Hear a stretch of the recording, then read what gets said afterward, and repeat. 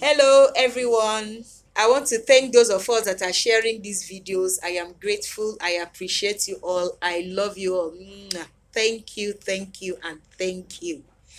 I want to appreciate those that are sending me messages, asking some of their questions, those that don't want to ask it in the group. But please, when you ask in the group, other people will learn when I answer there. So please drop your questions. No question is stupid. No question is irrelevant. I'm glad hearing what we know and what we want to know. It will encourage me to know the areas to actually talk about.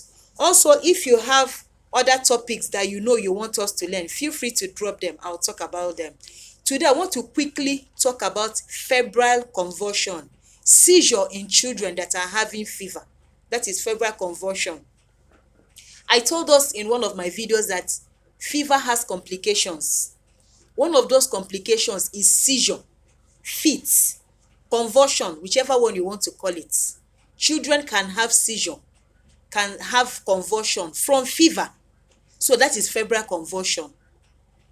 When a child is having fits and there is no other cause of this seizure from the brain. Remember I told us that convulsion or seizure affects the brain or the nervous system, but there is no other thing causing this convulsion now apart from the fever that the child is having.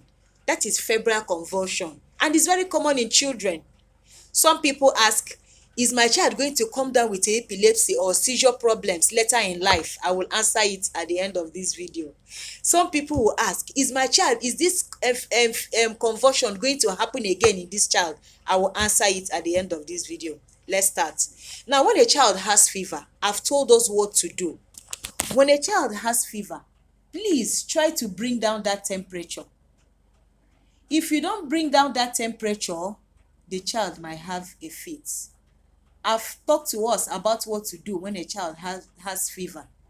What you need to do is bring down that fever by exposing the child, by tepesponging the child, by giving paracetamol, by moving the child to the hospital.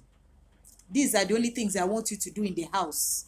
When a child is having fever, remove the clothes of the child, expose that child. Don't put on cardigan and cover with duvet. You're worsening the fever. Expose the body of this child. Tepesponge, use a tepid water, that is warm water, and clean the body of this child. Then give the child paracetamol if you have paracetamol in the house. As you're doing this, you're on your way to the hospital. You're moving to the hospital. This is not the treatment for that fever. Every fever has a cause, and that cause has to be found out in the hospital.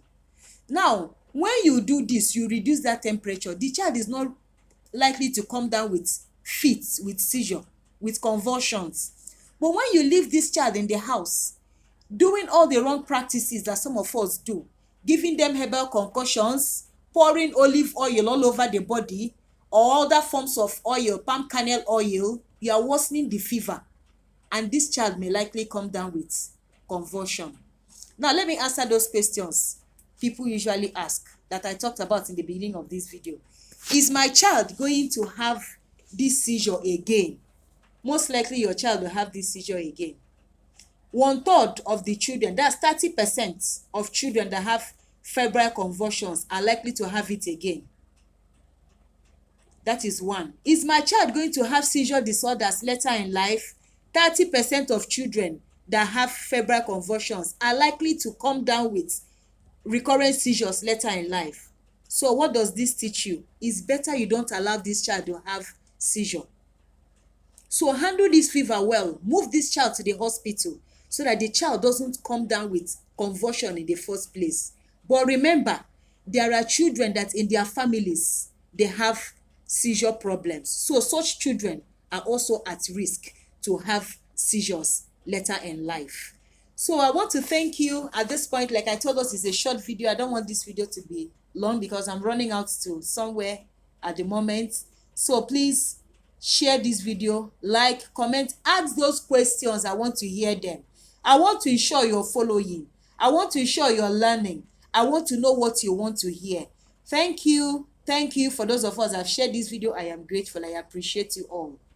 Very soon I'll start calling out some names that I appreciate so much on this page, and I will also even be giving some giveaways. Wait for it, it will come.